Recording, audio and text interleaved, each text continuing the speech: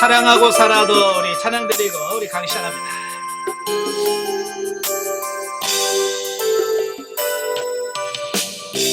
사랑하고 살아도 모자란 세상,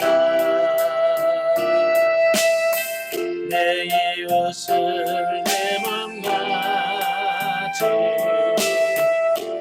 사랑하라 하셨네. 그러나 나는 왜 아직 사랑하지 못하나.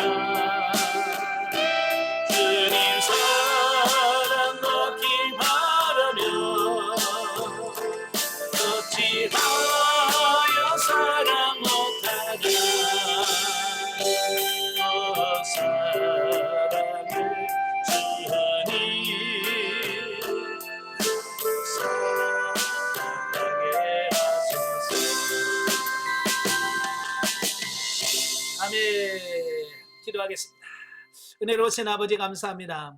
오늘 시간도 하나님의 말씀을 상고하면서 아버지 훈련할 수 있도록 주셔서 감사합니다. 오늘 마태복음 19장의 말씀을 나눌 때에 성령께서 우리 지각을 누리셔서 잘 깨달아지고 그 말씀대로 사라져지는 우리 모두가 되어지게 하옵소서. 시종을 주님께 맡겨오며 예수님의 이름으로 감사하며 기도합나이다. 아멘. 예, 오늘은 마태복음 19장입니다. 19장에서는 그 이혼과 독신에 관한 교훈 및 또 어린아이 안수 사건, 또 부자 청년의 질문에 대한 이런 말씀이 나옵니다. 자, 첫 번째 단락이 1절부터 12절까지가 이혼에 관한 교훈인데요. 자, 우리 19장 1절부터 12절까지 같이 보겠습니다. 예수께서 이 말씀을 마치시고 갈릴리를 떠나 요단강 건너 유대 지경에 이르시니 큰 무리가 따르거늘 예수께서 거기서 그들의 병을 고치시더라. 바리새인들이 예수께 나와 그를 시험하여 이르되 사람이 어떤 이유가 있으면 그 아내를 버리는 것이 옳으니까. 예수께서 대답하여 이르시되 사람을 지으시니가 본래 그들을 남자와 여자로 지으시고 말씀하시기를 그러므로 사람이 그 부모를 떠나서 아내에게 합하여 그 둘이 한 몸이 될지니라 하신 것을 읽지 못하였느냐. 그런즉 이제 둘이 아니요 한 몸이니 그러므로 하나님이 짝지어 주신 것을 사람이 나누지 못할지니라 하시니. 여짜오되 그러면 어찌하여 모세는 이혼 증서를 주어서 버리라 명하였나이까. 예수께서 이르시되 모세가 너희의 마음의 완악함 때문에 아내 버림을 허락하였거니와 본래는 그렇지 아니하니라. 내가 너희에게 말하노니 누구든지 음행한 이유 외에 아내를 버리고 다른 데 장가드는 자는 간음함이니라. 제자들이 이르되 만일 사람이 아내에게 이같이 할진대 장가들지 않는 것이 좋겠나이다. 예수께서 이르시되 사람마다 이 말을 받지 못하고 오직 타고난 자라야 할지니라.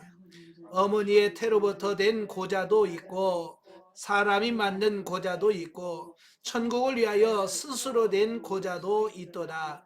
이 말을 받을 만한 자는 받을지어다. 아멘. 자, 여기서 이제 이혼에 관한 교훈인데요. 참 이 이혼 문제는 굉장히 민감한 부분이에요.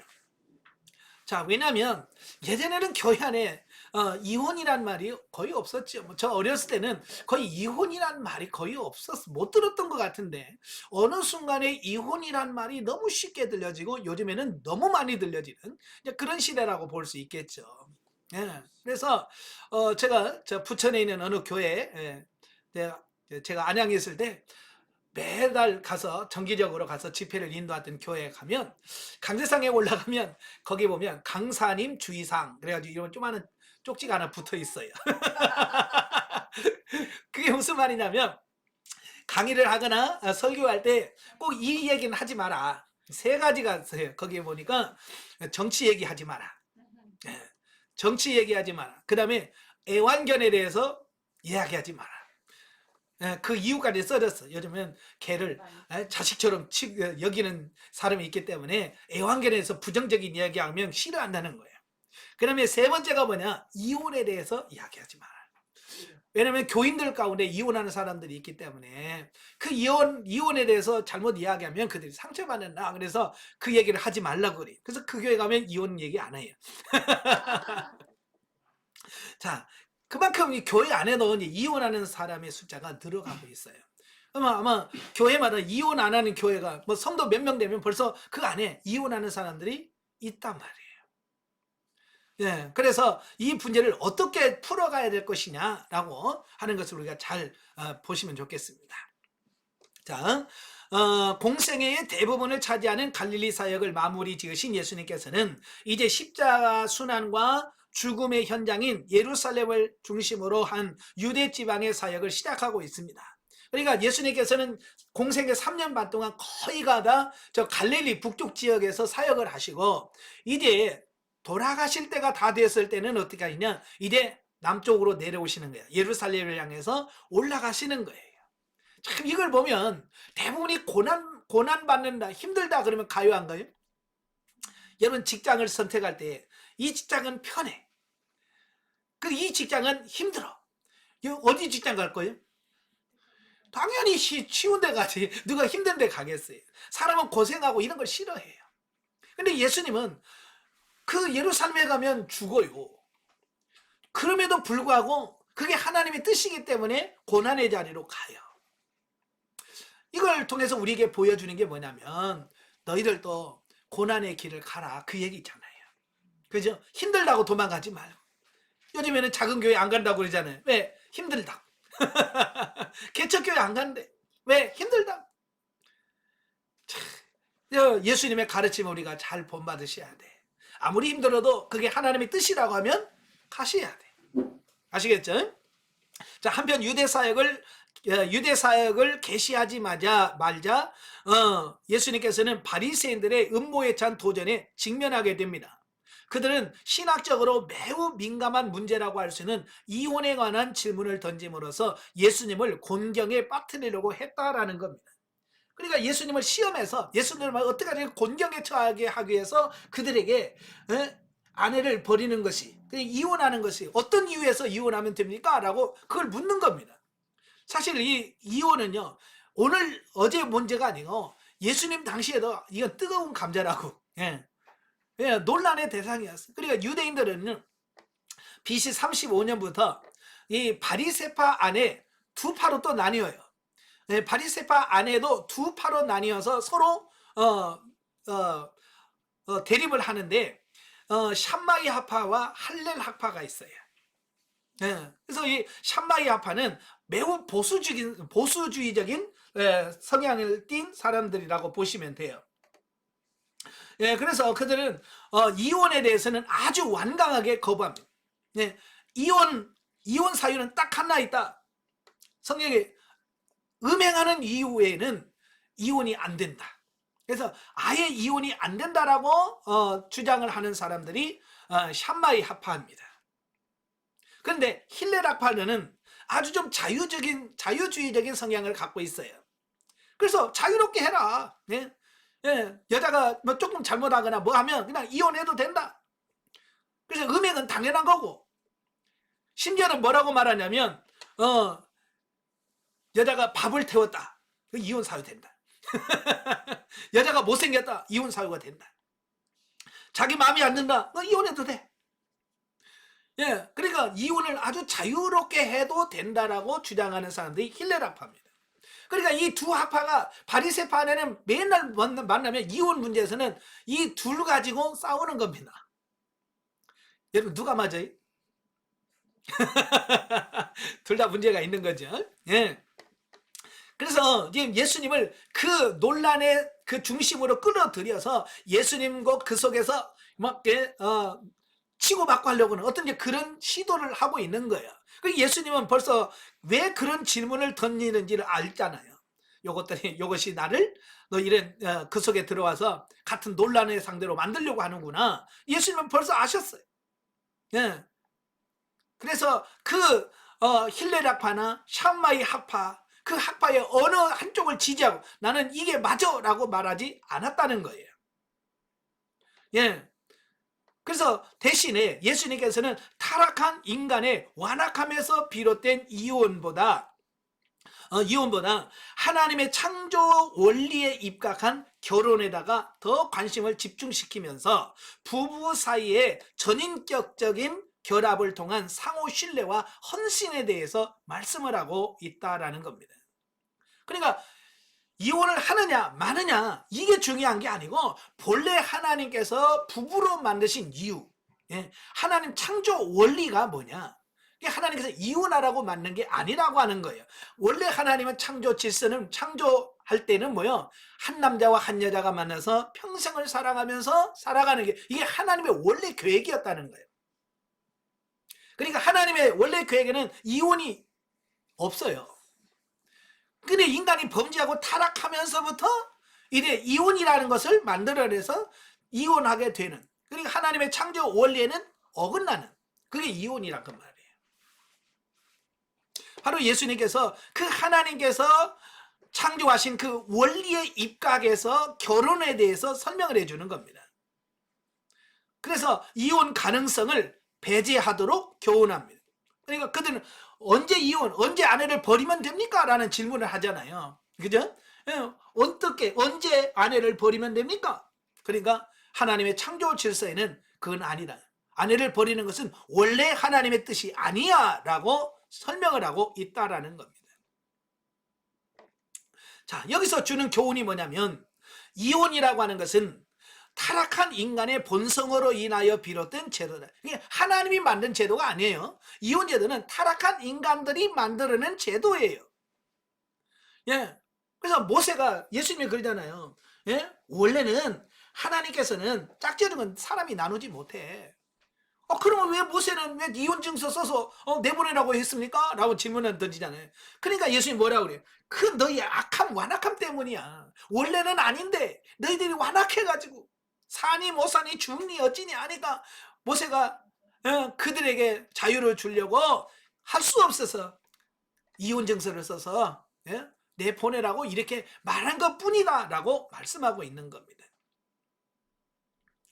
그 다음에 두 번째로 결혼은 반드시 남녀 간의 뜨거운 사랑과 굳은 신뢰를 바탕으로 하여 이루어져야 된다라는 겁니다.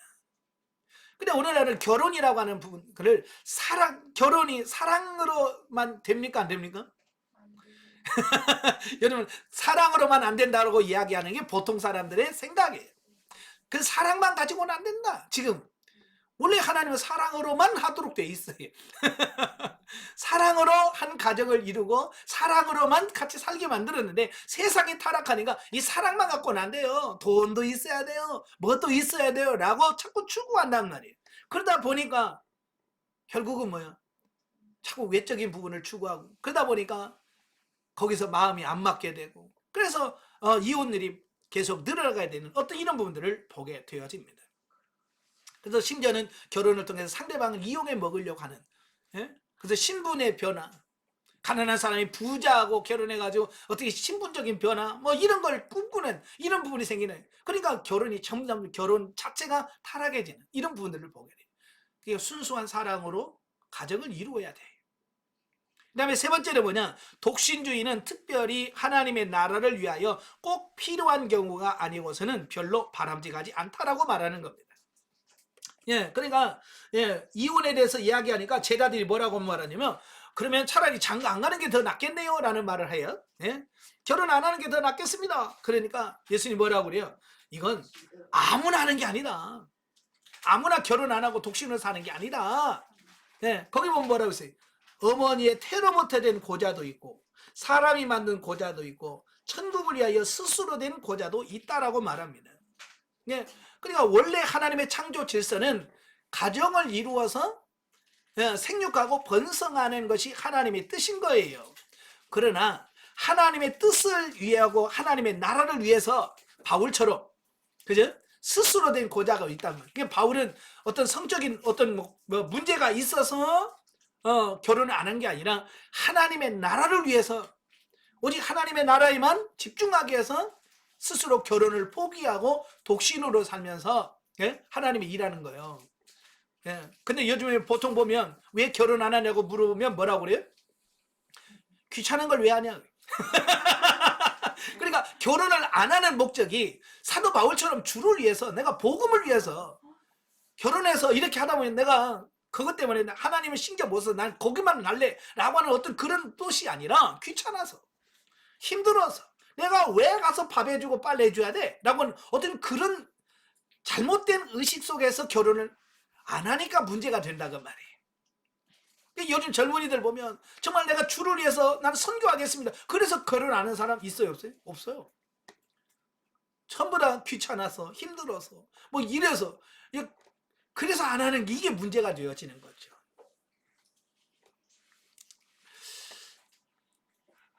자, 13절부터 15절까지 봅니다. 자, 13절부터 15절 같이 읽겠습니다. 그때 사람들이 예수께서 안수하고 기도해 주심을 바라고 어린아이들을 데리고 오매 제자들이 꾸짖거늘 예수께서 이르시되 어린아이들을 용납하고 내게 오는 것을 금하지 말라. 천국이 이런 사람의 것이니라 하시고 그들에게 안수하시고 거기를 떠나시니라. 자, 어린아이들 축복하신 예수님에 대해서 나와요. 근데 앞달락에서 결혼, 이혼에 대해서 말씀했잖아요. 이런 결혼하게 되면 그 열매로 뭐가 생겨? 어린 아이들이 태어나게 되는 거죠. 자, 그래서 그 어린 아이들을 예수님께서는 축복하시고, 또 천국에 들어가는 자의 자격 내지는 조건으로 어린아이에 같지 아니하면 안 된다라고 이야기를 하시죠. 자, 여기 보면 당시 유대 사회에서는 부모가 어린아이들을 납비에 데리고 가서 축복 기도를 받는 그런 풍습이 있었습니다. 지금도 마찬가지예요. 그래서 저도 집회를 가면 그 젊은 집사님들이 그 애기 뭐 4살, 3살 이런 애들 끌고 와. 안고 와가지고 목사님 기도 좀 해주세요 그러거든요. 그러면 저는 어디를 가든지 꼭 아이들 꼭 해주거든요. 너 안수기도 하전 기도의 시간에 안수기도 할 때 애기들 있으면 애기들 다 해줍니다. 왜? 그들도 한 영혼이고 그들도 하나님의 은혜와 복을 받아야 될 사람들이니까. 예. 그래서 그 어린 아이들, 근데 옛날에는 어린 아이들을 무시하는 성향이 있잖아요. 우리나라도 그냥 애들은 가라.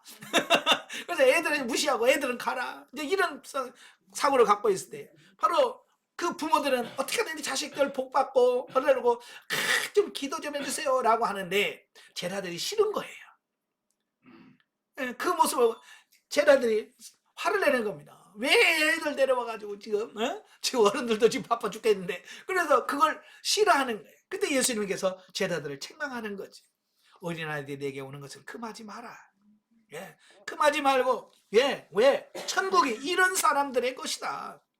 자, 그때 당시 여자와 어린아이들을 천대하는 유대사의 풍습에 젖어있던 제자들을 오히려 그들의 앞을 가로막으며 예수님을 성가시게 하지 말도록 꾸짖었다. 그러니까 이 제자들도 아직 이 마인드, 가치관이 아직도 옛날 방식 그대로 살고 있는 이 모습을 보는 거예요. 오늘도 마찬가지로 우리가 영성훈련하면서 3년 훈련받고 수료하고 나서 지금 살면서도 이게 안 바뀌는 분들이 너무 많아요. 그러니까 옛날 그 사고와 옛날 가치관으로 여전히 영성훈련하면서 수련을 과정하면서도 이 사고가 안 바뀌어서 옛날 방식대로 살려고 하는 사람이 너무 많은 거예요. 이 가치관이 바뀌어져야 돼요. 아시겠죠? 영적으로 바뀌어지셔야 됩니다. 예. 이와 같은 제자들의 태도는 불과 얼마 전에 예수님께서 하신 어린아이들에 관한 교훈, 그 앞장 18장 1절부터 14절에 나와 있잖아요. 예? 이 어린아이와 같지 않으면 천국에 들어가지 못한다, 못 간다 라고 했음에도 불구하고 여전히 잊어버리고, 가르쳐도 잊어버리고 깨닫지 못하고 살아가는 그들의 모습이 있죠. 그래서 주님 앞에 책망을 받을 수밖에 없었다. 자, 진정 길 잃은 한 마리의 양을 찾기 위하여 온갖 수고를 아끼지 않은 목자처럼 예수님께서는 인간들의 눈으로 보기에 너무나도 나약하고 보잘것없는 존재라 할지라도 일일이 영접하며 하나님 나라의 백성으로 삼아주신다라고 하는 거예요. 그래서 우리도 이 예수님의 가치관으로 우리가 바뀌셔야 됩니다. 그래서 어린아이라도 귀하고 소중하다는 거 꼭 기억하시면 좋겠습니다. 자, 여기서 주는 교훈이 뭐냐? 첫째, 성도들은 절대로 사람을 외모로 판단하지 말아야 된다. 예. 사람은 누구나 하나님의 형상을 타고 형상대로 지음받은 사람들이에요. 그러니까 교회 안에서 사람들을 외모로 보고 판단하지 않았으면 좋겠어요. 남자니 여자니 나이가 많니 적으니, 예? 외국인이니 피부가 검니, 뭐 이런 거 가지고, 이걸 가지고 차별하거나 그렇게 하면 안 돼. 야고보서에도 그러잖아. 부자가 들어오면 여기 앉으십시오 막 하고, 가난한 사람이 오면 그냥 너 서 있든지 그냥 내 발밑에 앉든지. 예? 그렇게 사람을, 돈의 유물을 가지고 그렇게 사람을 차별대우하면 안 된다라는 거예요. 모든 사람, 부자도 한 영혼, 가난해서 한 영혼이에요. 그래서 가난하다고 부자라고 차별대우하면 안 됩니다. 두 번째로, 성도들은 언제나 어린아이처럼 겸손하고 순수한 믿음의 자세를 지녀야 된다.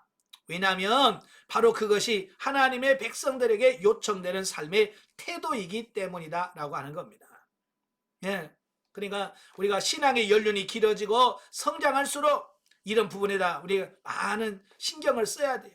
우리가 변화되고 더 성숙해지고 성장해져야지. 신자의 시간이 오래되는데 불구하고 옛날 그 방식대로 그 사고로 그대로 살아가면 안 된다. 자, 그 다음에 16절부터 22절까지 보겠습니다. 예수와 부자 청년에 대한 말씀인데요. 자, 16절부터 22절까지.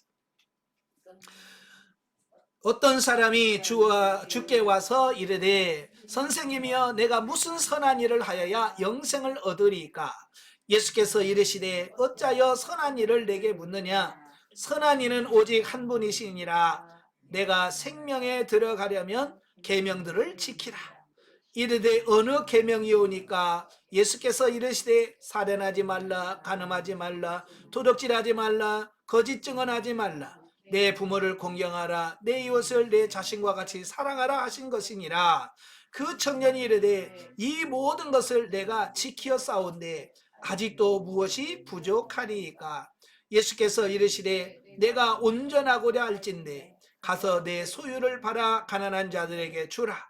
그리하면 하늘에서 보화가 내게 있으리라. 그리고 와서 나를 따르라 하시니 그 청년이 재물이 많으므로 이 말씀을 듣고 근심하며 가니라. 아멘. 자, 여기 본문에 나온 어떤 사람이라고 이렇게 나와 있죠. 근데 누가복음에 보면 그는 관원이요, 부자요, 청년이다 이렇게 소개를 했어요. 예, 관원이라고 하는 말은 요즘으로 하면 출세했다는 얘기예요. 그 다음에 부자였다. 예, 누구나도 추구하고 있는 그런 삶을 사는 거죠. 그러니까 이 청년은 세상적으로 보면 부러울 곳이 없는 사람이야. 나이도 젊지, 출세했지, 거기다 돈까지 많지.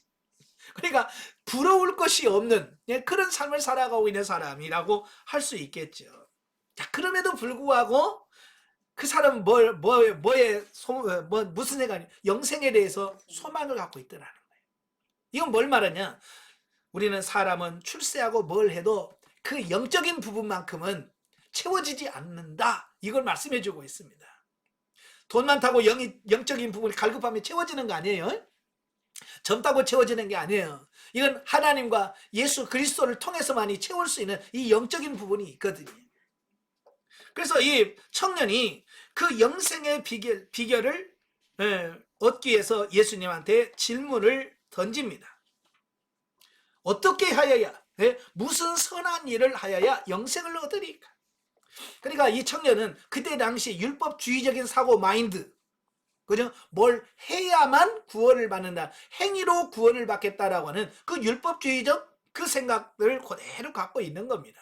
뭘 해야만, 무슨 일을 해야만 구원을 받겠다라고 하는 겁니다. 물론 그 청년은 당시 유대 사이에서 좀처럼 찾아보기 힘든 경건의 소유자라는 사실을 은연중에 드러나고 있습니다.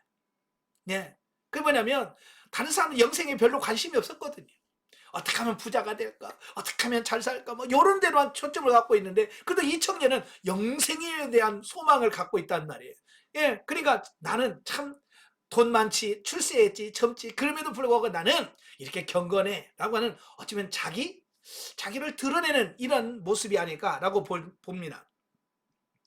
네. 실로 그는 풍족한 재물과 안정된 사회적 지위를 누리고 있었지만 결코 방탕해졌지 않았고 오히려 늘 의롭게 살려고 애쓰는 종교적 열심을 지니고 있었다. 예. 어찌 보면 그때 당시 대단한 거죠. 자, 그럼에도 불구하고 하지만 예수님께서는 그가 갖춘 경건의 지식과 모양에도 불구하고 그가 참된 경건의 능력을 지니지 못했음을 단번에 간파하셨다. 그러니까 그 청년은 외적으로 보면 완벽해요. 어렸을 때부터 모든 계명을 다 지켰단 말이에요. 예, 외적으로 보면 완벽합니다. 그런데 문제는 뭐냐면 경건의 모양만 갖추었지 경건의 능력은 소유하지 못하고 있었다. 그때 당시 유대인들의 모습이 그러했거든요. 겉으로 보면 굉장히 하나님을 잘 섬기고 잘 믿는 것처럼 보이지만 실상은 그러지 않았다는 거예요.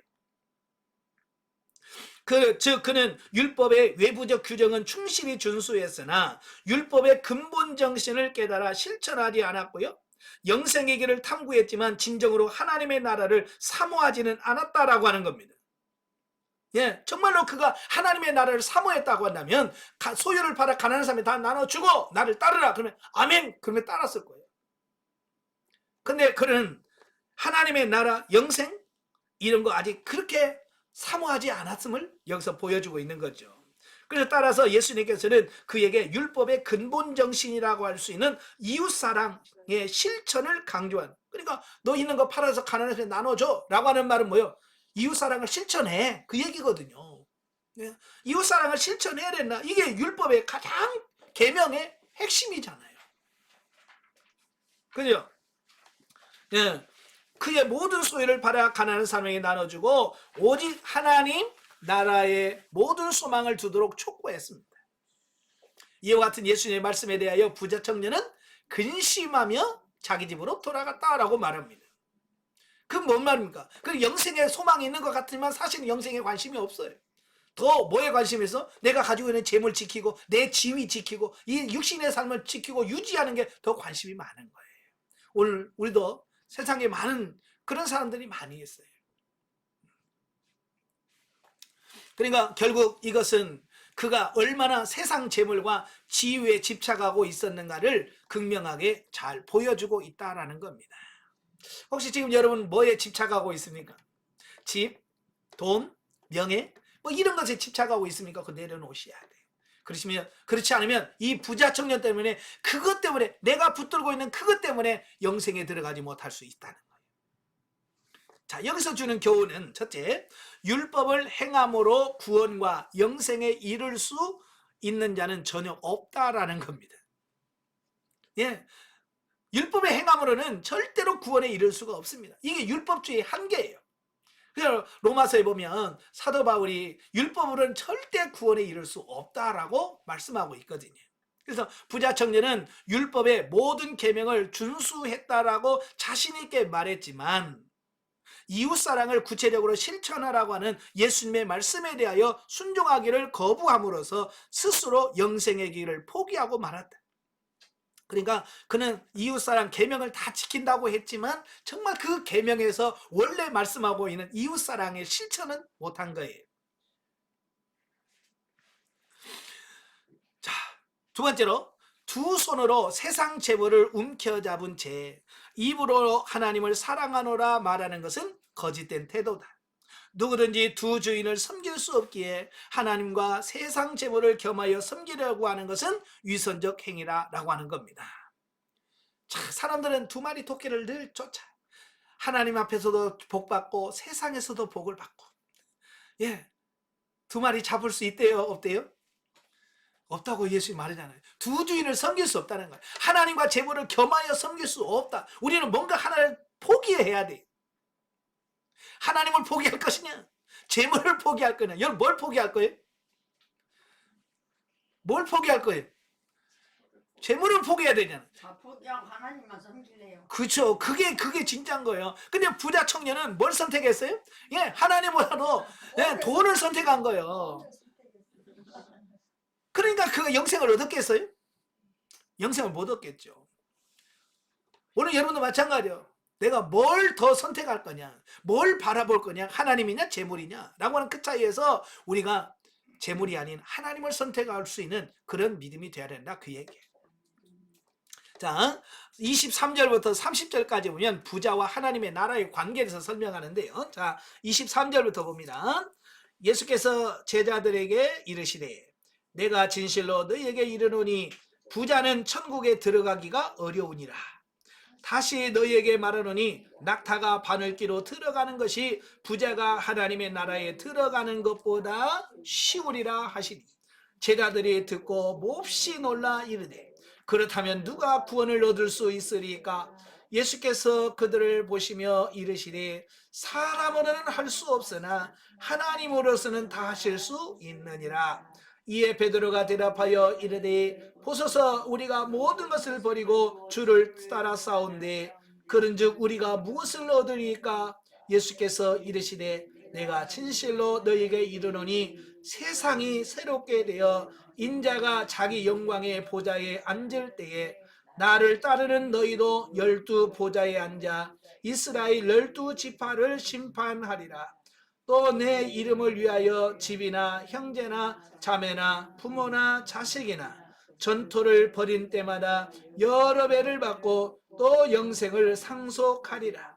그러나 먼저 된 자로서 나중되고 나중된 자로서 먼저 될 자가 많으니라. 아멘. 자, 오늘 본문에서 이 부자 청년이 그 근심하며 가는 모습을 보고 부자가 하나님의 나라가 얼마나 어려운지 아냐? 라고 설명을 하는 겁니다. 예. 자, 여기서 뭐라고 그래요, 예수님이? 부자가 하늘나라에 들어가기가 얼마나 어렵다고요? 예. 낙타가 바늘기로 들어가는 것보다 어렵다는 거예요. 여러분 바늘기, 여러분 실 바늘기 껴요, 못 껴요? 아, 저도 못 낍니다. 이렇게 해서 바늘에다 실 끼는 거 쉽지 않아요.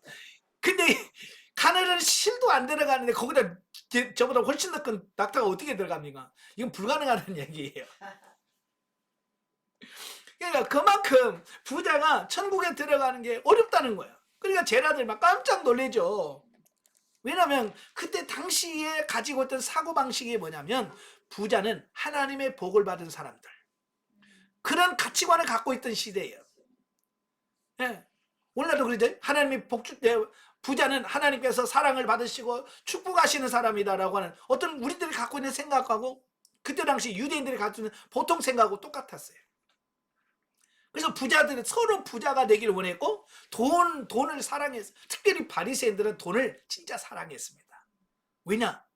돈은 곧 하나님의 축복, 하나님의 사랑이라고 여겼기 때문에 그래요. 그래서 어떻게든 돈을 모아야 돼. 그래서 부자가 돼야 돼. 왜? 그래야 사람들이 아유 복 받으셨네 하나님. 하나님이 얼마나 사랑을 많이 하셨을까? 이런다는 거예요. 사실 그게 아닌데 근데 유대 당시 사람들이 가지고 있던 마인드가 그런 거예요. 예. 자, 그런데 제자들이 그런 생각을 갖고 있는데 예수님이 이 말을 하니까 깜짝 놀랄 수밖에 없지. 그럼 뭐예요? 그럼 누가 천국에 갑니까? 부자가 다 천국에 갈 줄 아는데 부자가 천국 못 가면 누가 들어갑니까? 그런 얘기거든요. 그러니까 뭐라고 그래? 사람으로는 할 수 없으나 하나님은 다 하시는 일이라. 구원은 하나님께서 정하신 것이고 하나님께서 하시는 거지 사람이 이렇쿵 저렇쿵 하는 게 아니다 그 말이에요. 내가 가고 싶다고 해서 가고 뭐 가기 싫다고 해서 안 가는 게 아니라 그 말이에요. 하나님께서 구원해 주셔야만 가는 거고 하나님 우리가 아무리 가고 싶다 하나님은 너 못 가면 못 가는 거예요. 이 구원은 하나님의 손에 달려져 있다라고 하는 겁니다.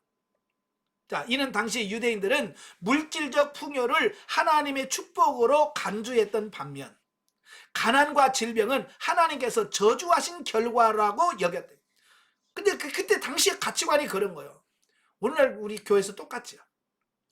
여러분 교회 집사님, 권사님, 장로님들이 막 사업이 잘 돼. 그러면 성도들이 뭐라고 그래? 아, 장로님 복 받으셔가지고 막 이런 얘기예요. 그러다가 갑자기 부도 났어요. 그럼 뭐라고 그래? 그럴 줄 알았어 내가. 하나님이 저주를 내려가지고 망했다. 이렇게 얘기한단 말이에요. 이게 그때 당시 예수님 당시 때 제자들이 가지고 있던 가치관과 지금 오늘날 우리 한국교회 성도들이 가지고 있는 가치관이 똑같다는 얘기예요. 그 수준에서 아니 머물고 있다라는 거예요. 따라서 제자들은 과연 예수님이 예수님 말씀처럼 부자가 하나님의 나라에 들어갈 수 없는 것에 대한 의문을 품게 된 것이다.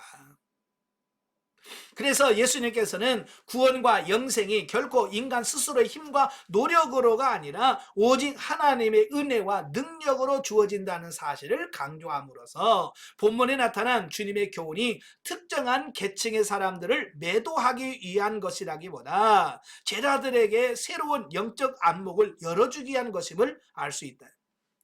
잘못 들으면 또 부자 저것들은 천국 못 가, 이렇게 또 돈 많다고 천국 못 간다라고 우리가 정죄하고 매도할 수 있는 아니란 말이에요. 그러라고 지금 예수님께서 하신 말씀이 아니에요. 그러니까 천국 가고 못 가고는 부자냐 아니 가난하냐, 이거 뭐 가난하다고 다 가는 것도 아니에요. 이건 하나님만이 아실 수 있는 부분들이에요. 단지 우리가 그런 새로운 영적인 눈이 열려져야 되기를 원하시는 그 예수님의 뜻이 있기 때문에 바로 이런 말씀을 하고 계신 거예요. 우리도 세상적인 마인드, 세상적인 가치관으로 사람을 평가하고 판단하지 않기를 바랍니다. 그래서 제가 자꾸 가치관이 바뀌어야 된다, 영적 가치관으로 바뀌어야 된다라고 말하는 이유가 어떤 사건이나 뭘 봐도 영적인 눈이 열려서 영적인 가치관으로 보고 판단해야지, 그렇지 않으면 잘못된 세상적인 가치 기준으로 판단할 수 있다라는 사실. 자, 여기서 주는 교훈은 첫째, 인간의 구원은 스스로의 힘과 능력으로 되는 것이 아니라 하나님의 주권적인 은혜의 결과다라고 하는 사실이에요. 네. 그래서 스가랴서 4장 6절에 보면 사람의 힘으로도 안 되고 사람의 능으로도 안 되고 오직 하나님의 영으로만 되느니라 그랬죠. 예? 하나님께서 하셔야만 구원은 완성이 된다. 두 번째로, 예수 그리스도와 하나님의 나라를 위해 세상의 모든 것을 포기하고 심지어 자기 목숨마저 버리는 자는 장차 그리스도와 더불어 왕노를 할 수 있는 축복을 받게 되며 또한 이 세상의 것들과 감히 비교할 수 없는 영광을 누리게 된다. 아멘. 그러니까 하나님의 나라에서 정말 왕노를 하고 하나님께서 복을 받으면 이 땅에서 뭐예요? 버려야 돼요. 땅의 걸 버려야 돼. 땅의 것을 버려야 하늘의 신령한 것을 얻을 수 있다라고 하는 겁니다. 그래서 우리가 뭘 버려야 되고 뭘 취해야 되는가를 정확하게 알고 신앙생활하길 바래요. 자, 영적에 봅니다. 자, 23절에서 30절에 보면 부자 청년이 재물에 대한 집착 때문에 영적 축복을 외면하는 내용이 나온다. 자, 여기서 부자는 세속적인 삶의 마음을 빼앗긴 자들을 지칭하는 포괄적인 개념으로 쓰인 말이다. 거듭난 성도는 영생을 얻었으나 삶 전체가 영원한 생명이 이르기 위해서는 완전한 자기 포기의 자세를 가져야 한다. 즉, 내적으로 인간의 행위로 하나님의 계명을 지킬 수 없다는 철저한 자기 부인과 외적으로 하나님의 사랑과 이웃 사랑의 실천적 삶이 동반되어야 된다라고 말씀할 수 있습니다. 그러니까 우리가 예수 믿는다고 하면서 오늘 부자 청년처럼 아니 또 돈 이런 걸 추구하면 우리가 영생에 올 수 없고 정말로 하나님 사랑, 이웃 사랑을 실천하면서 살아가는 그런 삶이 되셔야 된다 그 말입니다. 아시겠죠? 예, 말로만의 사랑 실천이 아니라 실질적으로 사랑하셔야 돼. 실제적 사랑은 뭐예요? 예, 내 호주머니에서 나가야 돼. 아시겠죠? 내 호주머니에서 진짜 나가야 진짜 사랑이지. 말로만 사랑하면 의미가 없어. 그래서 야고보서에서 행하면 믿음은 죽은 믿음이라고 말하면서 헐벗고 가난한 사람한테 가가지고 말로만 아이고 잘 먹고 살아야지, 옷이 없어서 못 입는 사람이 아이고 따뜻하게 입고 다녀, 왜 이렇게 춥게 입고 다녀, 말해갖고는 안 되잖아요. 그죠? 뭐라도 자기 겉옷이라도 벗어다 주면서 아이고 추운데 따뜻하게 입으세요 라고 말해야 정상이지 않아요? 그죠? 배고픈 사람한테 아이고 굶으면 되나, 좀 잘 먹고 다녀? 그 말해갖고는 도리어 상처만 주는 거잖아요. 없어서 못 먹는데. 차라리 그 말 말고 그냥 라면 하나 끓여주는 게 훨씬 더 낫지 않아요? 그죠? 이게 말이 아니라 실천해야 된다, 그 얘기를 하는 거예요. 자, 계시발전서 2에 성경을 통한 이해를 보겠습니다. 이 시간에는 이혼이라고 하는 부분을 같이 보겠습니다. 사실 이혼이라고 하는 말은 지금 말을 꺼내는 순간 논쟁에 논쟁할 수 있는 그런 부분들이 참 많아요. 예, 그러나 불구하고 오늘 이 시대에 이건 한 번씩은 짚고 넘어가야 돼요. 너무 중요한 말씀이거든요. 예, 그래서 이혼에 대한 부분을 같이 한번 보도록 하겠습니다. 자, 이혼이란 말은 히브리어로 캐리투, 캐리투치라고 말하는데 잘라버림, 이제 그런 뜻이고요. 헬라어로는 아포스타시온이란 말인데 갈라섬, 나누임, 이제 그런 뜻이에요. 그래서 이 이혼이라고 하는 말은 법적인 용어입니다. 법적 용어예요. 이혼이라는 말은 법적 용어인데 혼인 서약에 대한 재반 의무를 해약해버리는 행위를 뜻한다 그 말이에요. 그러니까 결혼할 때 서로 서약을 하죠. 언약을 합니다. 바로 이런 언약을 깨트리는 행위가 바로 이혼이다라는 거예요. 그래서 우리 국어사전에 보니까 부부가 서로의 합의나 재판에 따라서 혼인 관계를 끊고 헤어지는 것을 이혼이라. 그러니까 법적인 부부가 이제는 그 법적인 어떤 관계를 끊고 갈라서 헤어지는 것을 이혼이라고 말을 한다라고 하는 겁니다. 자, 여기서 이제 우리가 이혼에 들어가기 전에 이혼의 반대가 뭐겠어요? 꼭 반대라고 하기는 그렇고 결혼이잖아요. 결혼을 해야 이혼이 있는 거지. 결혼 안 하는데 뭐 이혼이 뭐 있겠어요. 그죠? 그러니까 이혼 전에는 반드시 뭐가 있어요? 결혼이라고 하는 제도가 있다라고 하는 거예요. 그러니까 이혼을 하기 전에 예수님 말씀하신 것처럼 결혼을 먼저 이야기하잖아요.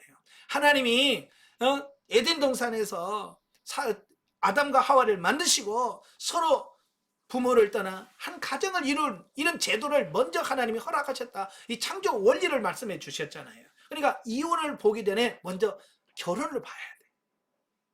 결혼을 이야기하고 있는 게 어디냐면 창세기 2장이에요. 자, 창세기 2장 한번 보죠. 창세기 2장 18절부터 25절까지. 이게 최초의 인간의 결혼식. 인간의 최초의 결혼식은 아담과 하와 때 이루어지거든요. 자, 18절부터 같이 보겠습니다. 여호와 하나님이 이르시되 사람이 혼자 사는 것이 좋지 아니하니 내가 그를 위하여 돕는 배필을 지으리라 하시니라. 여호와 하나님이 흙으로 각종 들짐승과 각종의 새를 지으시고 아담이 무엇이라고 부르나 보시려고 그것들을 그에게로 이끌어 가시니 아담이 각 생물을 부르는 것이 곧 그 이름이 되더라. 아담이 모든 가축과 공중의 새와 들의 모든 짐승에 이름을 주니라.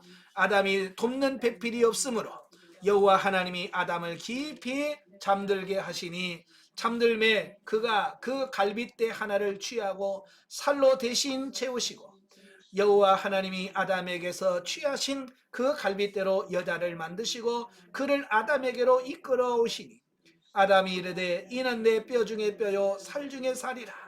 이것을 남자에게서 취하였은즉 여자라 부르리라 하니라. 이러므로 남자가 부모를 떠나 그의 아내와 합하여 둘이 한 몸을 이룰지니라. 아담과 그의 아내 두 사람이 벌거벗었으나 부끄러워하지 아니하니라. 아멘. 자, 이것이 에덴 동산에서의 첫 번째 결혼식입니다. 여기서 하나님 뭐라고 했어요? 왜 부부로 만들어 주시냐면 혼자 사는 것이 좋지 않다. 하나님이 우리를 결혼시켜 주는 거 뭐냐? 혼자 사는 것이 하나님 보시기에 좋지 않더라는 거예요. 그러니까 결혼하는 것은 뭐야? 하나님의 뜻이고 하나님의 섭니다라고 말씀드릴 수 있는 거예요. 예, 혼자 살면 외롭잖아요, 그죠? 외롭다고. 그래서 둘 중에 한 분이 먼저 가면 이제 외롭다고. 그러잖아요. 네, 하나님께서 외롭지 않게 둘을 붙여주셔서 서로 유해지면서 살도록 이게 부부를 만드신 하나님의 첫 번째 뜻이니까 그런 거예요. 예. 그런데 문제는 뭐냐? 이제 인간이 타락하면서 인간이 범죄하고 타락하면서부터 이제 서로 만족하지 못하고 서로에게 불만족하면서부터 이제 생겨난 게 뭐냐? 이혼이 생겨나게 되어지는 거예요. 그래서 이혼은 아마 창세기 전부터 창세 때부터 바로 이혼이 있었을 거예요. 이제 범죄하고 타락하면서부터 나타난 현상이니까. 근데 성경에서 이혼이 제일 먼저 기록한 게 어디냐면 성경에서 나오는 인물 중에서 최초로 이혼한 사람이 누굴까요? 성경의 인물 중에서 최초 이혼하신 분 누구예요? 믿음의 조상 아브라함입니다. 예, 예. 사과 팔아먹으면 이혼이에요? 아니요. 자, 창세기 21장. 아, 창세기 21장에 보십시다. 예, 창세기 21장에 보면 이제 사라가 아이를 낳아요. 아이를 낳았어요. 90세에. 90세를 낳았는데 문제는 뭐냐면 그 전에 16년 전에 13년 전에 이스마엘을 이미 낳았어요. 애굽 여인 하갈을 취해서 하갈을 행성해서 이스마엘을 낳은 거죠. 그러니까 이스마엘 낳고 13년 후에 이삭이 태어난 거예요. 자, 그래서 이 이삭이 태어나서 젖을 뗀단 말이에요. 이스라엘 사람은 3살 때 젖을 뗍니다. 이제 우리는 돌잔치라고 그러죠. 1년 되면 잔치를 벌이는데 이 유대인들은 3살 때 잔치를 벌려요. 네.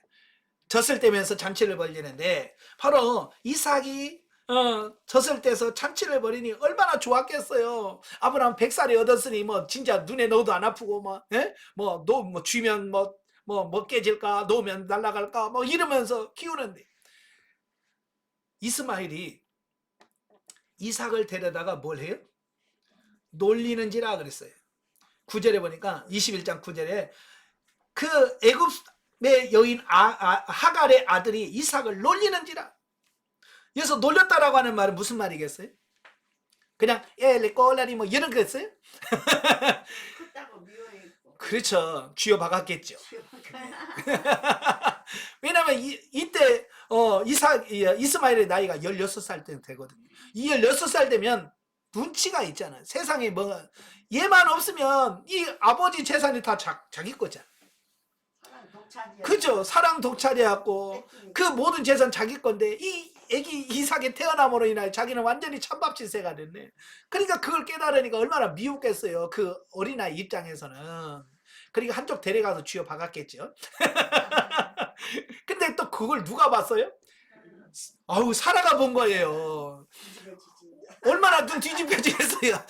그리고 그 25년 이상을 기다려가지고 90세 아들을 낳았으니 그게 얼마나 이쁘게. 근데 그걸 때려봐 눈 뒤집혀지지. 그러니까 바로 아브라함한테 가가지고 뭐라 그래? 쫓아라. 내가 쫓아라. 같이 못 산다니 이것들. 예, 그래가지고 결국은 사라와 이렇게 이스마엘과 하갈이 쫓겨납니다. 예, 쫓겨나요. 그래서 어찌 보면 성경에 기록되어진 최초의 이혼 기록이 바로 아브라함과 하갈의 갈라섬이라고 볼 수 있습니다. 그러니까 믿음의 조상이라고 하는 아브라함이 어찌 보면 이혼을 할 정도니까. 예. 얼마나 이 이혼이 세상에 많이 만연돼 있었는가라고 하는 부분을 우리가 알 수 있죠. 자, 그것이 점점 시간이 흘러가서 이제 신명기 24장으로 갑니다. 신명기 24장. 신명기 24장 1절부터 4절 같이 읽겠습니다. 사람이 아내를 맞이하여 데려온 후에 그에게 수치되는 일이 있음을 발견하고 그를 기뻐하지 아니하면 이혼 증서를 써서 그의 손에 주고 그를 자기 집에서 내보낼 것이니라. 그것이요, 그 여자는 그의 집에서 나가서 다른 사람의 아내가 되려니와. 예, 거기까지만 하겠습니다. 자, 여기 보면 이 신명기는 광야에서 기록된 말씀이잖아요. 그죠? 애굽에서 430년 종살이 하다가 이제 광야에서 기록한 건데 이 광야에서 살다 보니까 얼마나 많은 사람이 또 이혼을 합니까? 그죠? 예? 사람들이 빠글빠글하지. 막 그러니까 거기서도 이혼도 일어나지만 그러니까 엉망이죠. 예. 그러니까 모세가 그들에게 말해서 뭐라고 말하냐면 이혼할 때 이혼 증서를 제발 써서 좀 줘라. 그 말은 무슨 말이에요? 이혼이 너무 많았다는 거예요. 광야에 나왔는데 이스라엘 사람들이 이혼이 너무 많은 거예요. 그냥 살다가 기분 나쁘면 너 나가. 그럼 이혼이에요. 그 문제는 뭐냐면 너 나가 그래서 쫓겨났단 말이에요. 쫓겨났는데 내가 정식으로 이혼한 건가 안 한 건가? 내가 다른 사람한테 시집을 가야 되나 말아야 되나? 이런 부분에서 애매한 거예요. 왜냐면 법적으로 정식으로 내가 너하고 이혼했어 라고 하는 그게 있어야 되는데 그게 없이 그냥 쫓겨났으니 정말 내가 이혼한 거야 아니면 그냥 잠깐 떨어진 거야 라고 하는 그런 부분 때문에 애매한 거예요. 그러니까 또 그런 문제가 또 사회적 문제가 되는 거예요. 그래서 모세가 이혼할 때는 반드시 이혼 증서를 써서 그의 손에 주고 내보내라. 그래야 그 여자가 다른 사람에게 가서 또 결혼해서 아내가 될 수 있지 않냐라고 하는 부분들이에요. 아시겠죠?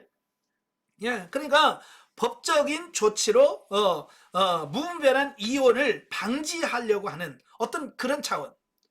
예, 또 하나는 뭐냐면 여성에 대한 보호하려고 하는 법적 조치였다라고 볼 수 있습니다. 왜냐하면 그때 당시 여권은 여성의 인권은 진짜 땅에 떨어졌었잖아요. 그냥 나가라 하면 나갈 수밖에 없고 그런 사례. 그러니까 얼마나 힘없고 연약한 여성의 인권을 보호하기 위해서 이혼 증서를 써서 법적으로 조치를 취하고 이혼을 해라라고 말할 정도로 그때 당시 이혼이 너무 만연했었다라고 하는 부분을 여기서 보게 됩니다. 자, 그 이후에도 계속 이혼은 역사적으로 없은 때가 없어요. 예, 그래서 구약 전체 시대에 이혼은 계속 있었고요. 자, 구약의 맨 마지막인 말라기서. 자, 창세기 시작부터 이혼 얘기가 나오죠. 그래서 말라기 끝까지 이혼 얘기가 나옵니다. 네, 그만큼 이혼은 인류의 역사에서 빠뜨린 적이 없어요. 그만큼 이혼이 많이 있었다라고 하는 것을 의미합니다. 자, 말라기서 2장 16절 같이 읽겠습니다. 이스라엘의 하나님 여호와가 이르노니 나는 이혼하는 것과 옷으로 학대를 가리는 자를 미워하노라. 만군의 여호와의 말이니라. 그러므로 너희 심령을 삼가 지켜 거짓을 행하지 말지니라. 아멘. 자, 그 앞에 15절부터 한번 15절을 한번 같이 읽겠습니다. 자, 그에게는 영이 충만하였으나 오직 하나를 만들지 아니하셨느냐?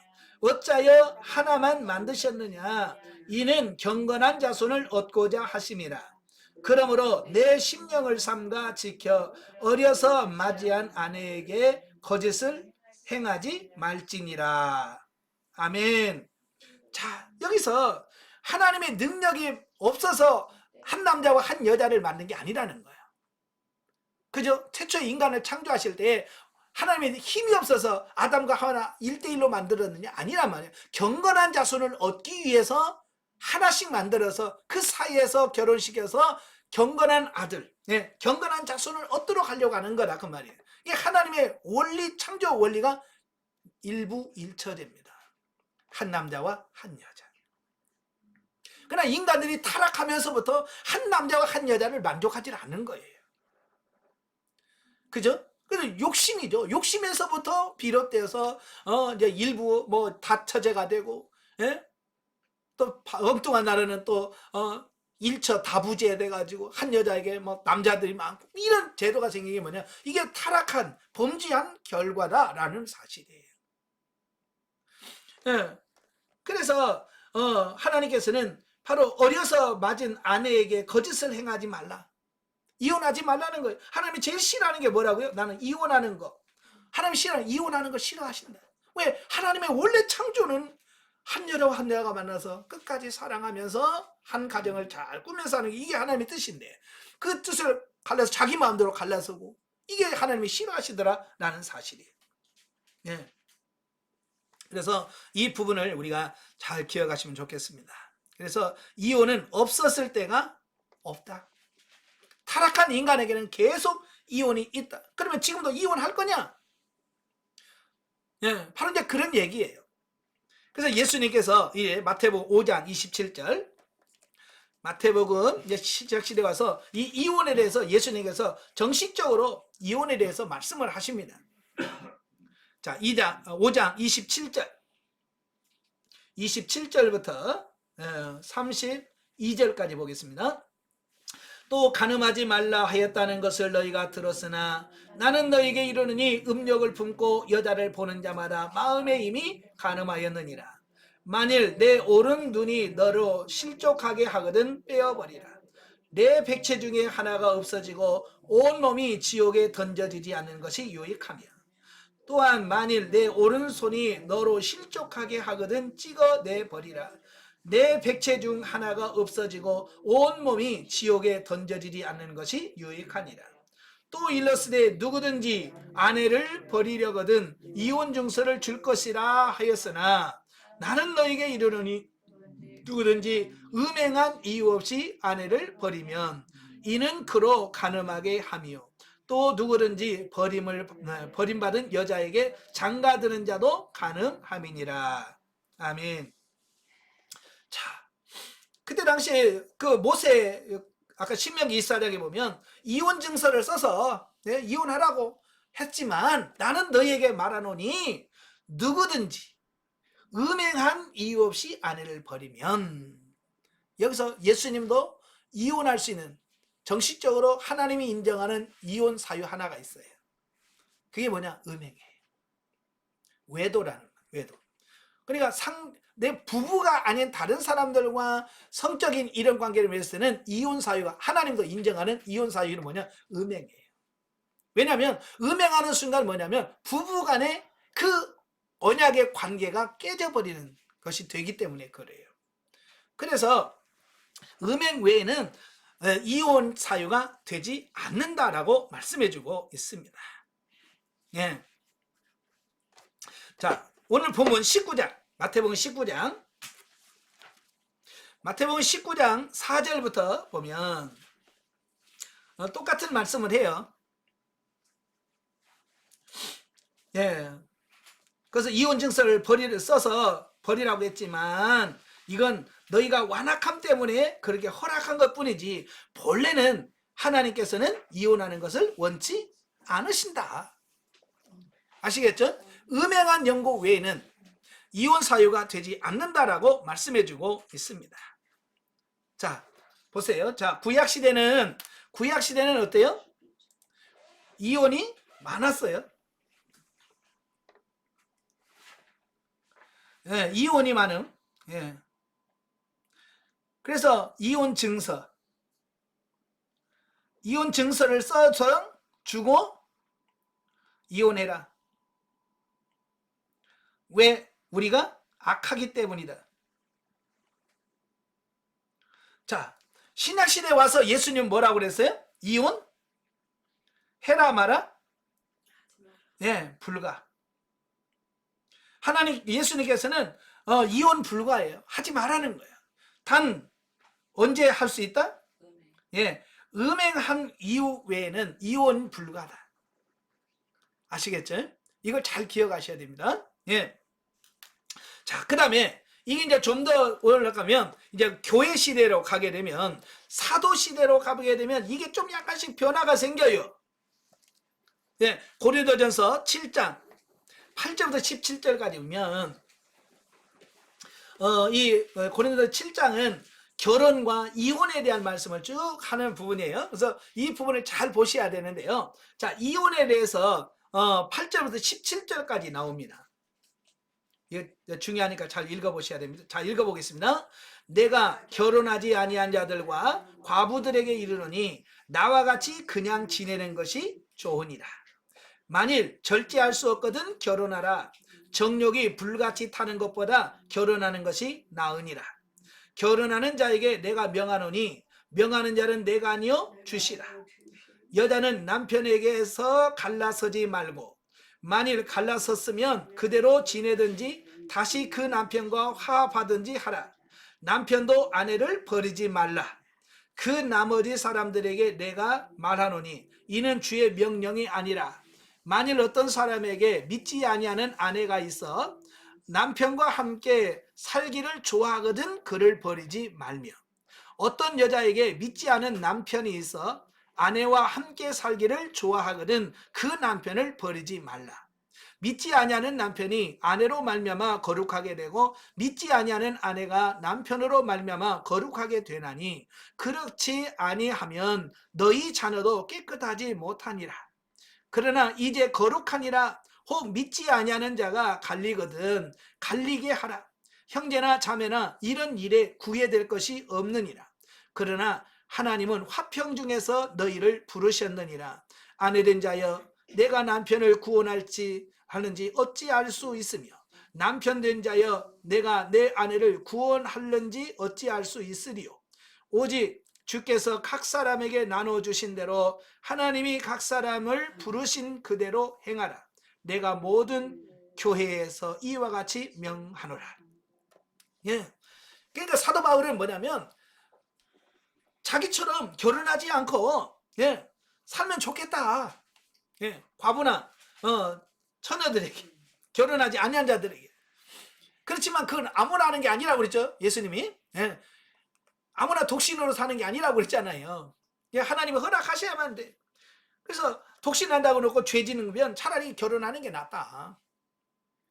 그러니까 신부들 같은 경우 카톨릭에서 신부들 결혼하면 신부 될 수가 없죠.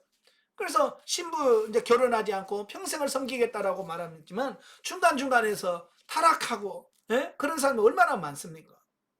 그럴 바에는 차라리 결혼해서 예? 그런 부분에서 자유롭게 하나님을 섬기면 좋지 않겠냐 이거예요.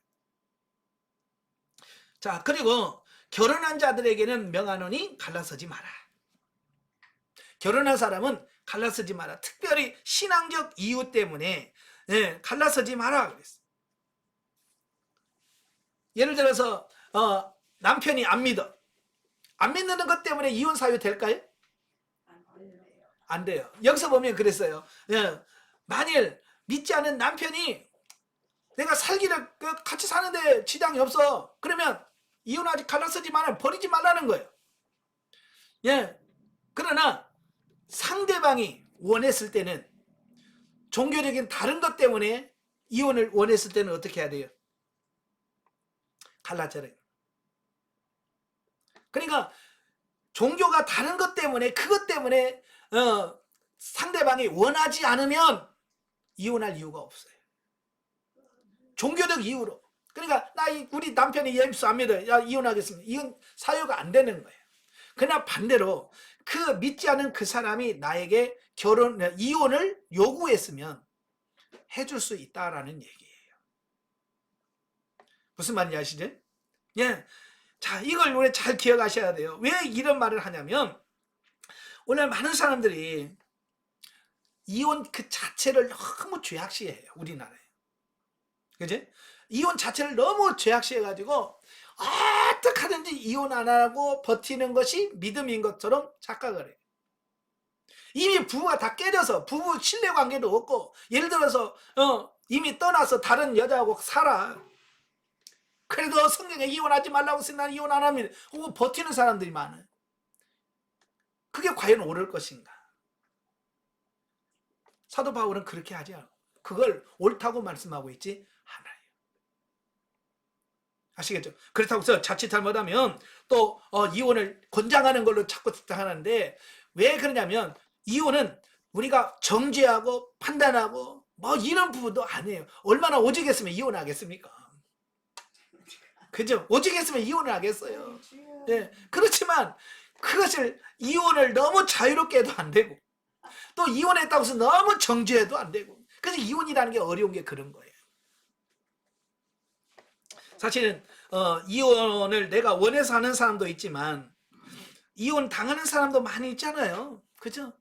상대방이 그렇게 이혼하기를 원해서 이혼을 어쩔 수 없이 할 수는 있는 방법밖에 없잖아요. 제 친구 중에 그런 놈이 있습니다. 예. 예, 제 친구 중에 하나가 예? 그 친구 부인이 저한테 전화가 왔어요. 예, 그래서 무슨 일이냐 그랬더니 그놈이 계속 이혼하자고 그런데 그래서 제가 그 친구를 만났어요. 그래서 만나서 야, 너 왜? 그랬더니 야, 나는 그 집사람만 만나면 답답하대. 그냥 그냥 뭔지 모르지만 그 안에 앞에만 쓰면 답답해가지고 뭐 꽉 막힌 것 같이 가지고 도무지 숨을 못 쉬겠다는 거야. 그래서 이혼해야 되겠다. 내가 믿는 사람이. 예, 둘 다 교회도 다니고. 자, 근데 이 부인이 원래 생활력이 너무 강해요. 예, 생활력이 진짜 강해요. 얘는 좀 설렁설렁 하거든요. 그러니까 그걸 못 견디는 겁니다. 그래서 이혼했어요. 그래 하지 말라고 내가 얘기했죠. 근데 나중에 이혼했다고 연락이 왔더라고요. 그래서 저도 미워가지고 그 친구 연락도 지금 전화번호 지워버렸어요. 교회 안 다니면 교회도 다닌 놈이 그러니까. 예? 근데 우연히 제가 종로에서 만났어요. 뭘 하다가 종로 갔는데 앞에서 누가 아는 사람이 있더라고요. 그래서 우리 보고 어때 이혼하고 잘 사냐? 그랬더니 야, 이혼하고 바로 또 이혼하자마자 재혼했거든요. 딴 여자가 있었던 거예요. 딴 여자가 있었던 거예요. 그러니까 이렇게 하자고 설르지.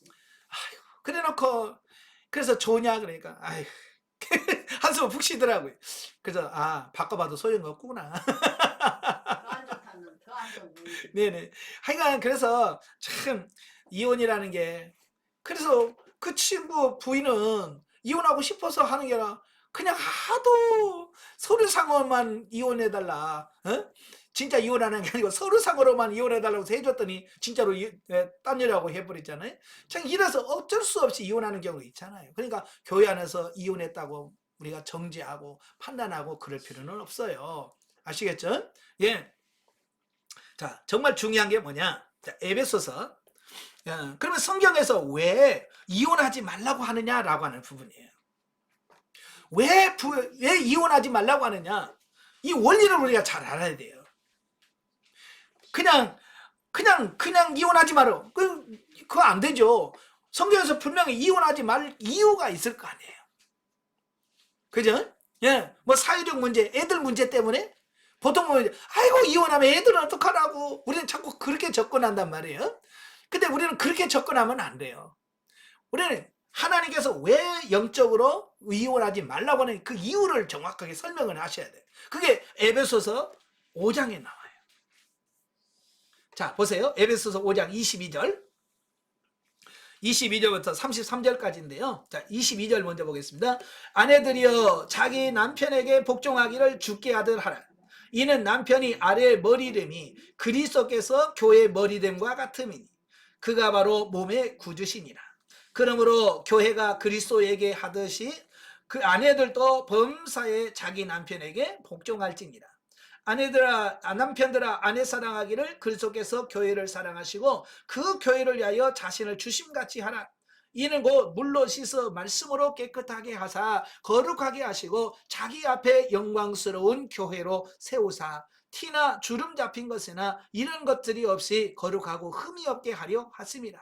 이와 같이 남편들도 자기 아내 사랑하기를 자기 자신과 같이 할지니 자기 아내를 사랑하는 자는 자기를 사랑하는 것이라. 누구든지 언제나 자기 육체를 미워하지 않고 오직 양육하여 보호하기를 그리스도께서 교회에게 함과 같이 하나니 우리는 그 몸의 지체임이라. 그러므로 사람이 부모를 떠나 그 아내와 합하여 그 둘이 한 육체가 될지니 이 비밀이 크도다. 나는 그리스도와 교회에 대하여 말하노라. 그러므로 너희도 각각 자기 아내 사랑하기를 자신과 같이 하고 아내도 자기 남편을 존경하라. 아멘. 자, 여기서 성경에서 부부를 이야기한단 말이에요. 부부를 이야기하면서 그냥 부부 이야기만 아니라 하나님과 우리와의 관계를 설명하고 교회와 그리스도의 관계를 설명을 해요. 그러니까 성경에 보면 예레미야에 보면 뭐라고 말씀하냐면 내가 너희의 남편이 되어서도 그래요. 그러니까 하나님과 우리와의 관계를 성경에서 무슨 관계로 비유하냐면 하나님과 나를 하나님은 남편 우리를 아내 하나님의 아내로 이렇게 비유한다는 거예요. 자, 이게 굉장히 중요한 거예요. 자, 그래서 여기 오늘 본문에서 그러잖아요. 예? 이 아내들아 자기 남편에게 복종해라. 그러면서 뭐라고 그래? 남편이 아내의 머리됨이 그리스도께서 교회의 머리됨과 같으니라. 그리스도와 교회의 관계를 설명을 하고 있어요. 그리스도와 교회. 예, 그래서 뭐라고 그래? 예, 아내가 남편에게 복종해라. 왜? 교회가 그리스도에게 복종하는 것처럼. 이거 비유라는 거예요. 비유. 잘 기억하셔야 돼요. 예. 그리고 그 다음에 나오죠. 남편들아 아내 사랑하기를. 남편이 아내를 사랑해야 돼. 왜? 그리스도가 교회를 사랑하시니까. 그래서 이 부부관계는 이 하나님과 나와 또 그리스도와 교회의 관계를 설명하고 있는 비유란 말이에요. 그러니까 남편과 아내가 갈라섰다라고 하는 말은, 이혼했다는 말은 결국 교회와 그리스도가 이혼했다는 얘기와 같은 거예요. 근데 성경에 그리스도와 교회가 이혼했다는 말 들어보셨어요? 안 들어보셨어요? 그리스도와 교회가 갈라설 수 있어요? 없어요? 없지요. 마찬가지예요. 그 원리를 지금 설명하고 있는 거예요. 그리스도와 교회가 갈라설 수 없어. 그리스도와 교회가 갈라설 수가 없어. 이혼할 수가 없는 것처럼 바로 그걸 예표하는 남편과 아내 역시 이혼하면 안 된다. 그 원리를 설명해 주고 있는 거예요. 그러니까 아내와 남편이 이혼한다는 것은 결국 교회와 그리스도가 깨지는 것과 같다는 말이에요. 그래서 여기서 보면 32절에 이 비밀이 크도다. 나는 그리스도와 교회에 대하여, 지금 부부 얘기하다가 갑자기 그리스도와 교회 이야기를 한단 말이에요. 아시겠죠? 그래서 이 영적 원리를 정확하게 이해하면 부부가 이혼하는 것은 그리스도와 교회가 이혼하고 갈라서는 것 같구나. 그래서 이혼하지 말라고 하는 이유구나. 왜? 그리스도와 교회가 절대로 갈라설 수 없기 때문에 그렇구나. 자, 이걸 영적 원리를 우리에게 설명해 주고 있습니다. 아시겠죠? 자, 그래서 이제 마지막에 디모데전서 3장 2절. 디모데전서 3장 2절 보십시다. 그러므로 감독은 책망할 것이 없으며 한 아내의 남편이 되며, 그랬죠? 이 감독의 자격, 감독을 세우는데 감독의 자격이 뭐냐면 한 아내의 남편이에요. 아니, 이혼 경력이 없는 한 아내의 남편이 감독될 자격이 있다라고 말씀해요. 그 다음에 12절 보십시다. 12절, 집사들은 한 아내의 남편이 되어. 여기도 마찬가지로 집사를 세워도 한 아내의 남편이 되어야 된다. 이혼이라든지 재혼 이런 게 없어야 된다. 하나님의 일하는 일꾼 중에서. 왜? 아까 설명드렸잖아요. 그리스도와 교회의 관계처럼 이게 온전해져야 돼. 그래야 하나님의 일꾼으로서 바르게 살 뿐만 아니라 하나님과 교회의 역할을 제대로 이해하고 감당할 수 있기 때문에 바로 하나님의 일꾼을 세울 때에 바로 이혼을 하지 않는 이런 사람들을 세워주라라고 설명을 하고 있습니다. 자, 그래서 계시발전서 쪽으로 보면, 자, 신약시대 불과 성령시대는 뭡니까? 불신자들은 이혼 가능해. 내버려 두라는 거야. 불신자들은 안 믿는 사람 이혼하든지 말든지 그거 신경 쓰지 말라는 거야. 정말 중요한 건 뭐냐? 우리 신자들은 뭐라고 그랬어요? 아까 고린도전서에서 뭐라고 그랬어요? 남편이나 불신 남편이나 아내가 요구하지 않으면 괜찮아. 살아도 돼. 이게 종교적 이유로 이혼 안 하는 거예요. 못 하는 거예요. 그러나 반대로 이 남편이나 아내, 불신 남편이나 아내가 종교를 이유로 이혼을 요구하면 가능. 아시겠죠? 그러니까 억지로 그냥 서류상 부부관계 유지할 필요 없어요. 그냥 이혼해 주시는 게 그게 더 상대방도 좋고 나도 좋은 거예요. 아시겠죠? 자, 왜냐? 이게 중요한 거예요. 지금 우리가 이혼에 대해서 정죄해도 안 됩니다. 교회에서 이혼했다고 죄인처럼 정죄하면 안 돼. 이것도 하나님께서 원하시는 방법이 아닙니다. 예. 또 하나는 예, 이혼을 또 너무 자유롭게 해도 안 되고, 이혼이라고 지금은 이혼에서 제일 중요한 게 뭐냐면 아까 설명드렸죠. 하나님과 나와의 관계예요. 쉽게 말해서 이 남편과 아내가 이혼했다고 해서 지옥 갑니까 안 갑니까? 이혼하면 지옥 갈까요? 안 갑니다. 네. 이혼한다고 해서 지옥 안 갑니다. 그러나 하나님과 내가 갈랐으면 어떻게 돼요? 이건 바로 지옥 갑니다. 아시겠죠? 그러니까 이혼을 하지 말라라고 하는 이유는 이 남편과 아내 이 이야기를 하는 게 아니고 정말 중요한 부분은 하나님과 나 사이를 이야기하고 있는 거예요. 이게 더 중요한 거예요. 하나님을 떠나지 마라. 하나님과 갈라서지 마라. 성경에서 이혼하지 말라는 이유는 바로 요걸 이야기하고 있는 거예요. 하나님과 나 사이에 이게 갈라서지 않는 것이 이게 진짜 중요한 거예요. 아시겠죠? 그래서 예수 믿다가 예수 안 믿는 것이 더 문제가 크지, 그냥 부부간에 갈라서 이혼하고 이거 더 중요한 게 아니라는 걸 꼭 기억하시면 좋겠습니다. 제가 이 말 하면서 참 그 목사가 이혼을 하라는 얘기야 말하는 얘기야, 이혼해도 괜찮다는 얘기야, 또 이걸 또 이혼을 장려하는 쪽으로 이해할까봐 참 이게 좀 어려워요. 어려운 부분이 있는데 절대 그런 뜻이 아니에요. 예. 정말 진짜 이혼은 뭐냐? 하나님과 내가 갈라서는 게 이게 진짜 이혼이에요. 그것만은 하지 마십시오. 아시겠죠? 그래서 정말 하나님을 끝까지 나의 남편으로 믿고 그 하나님과 동행하는 여러분 되시기를 바랍니다. 기도하겠습니다.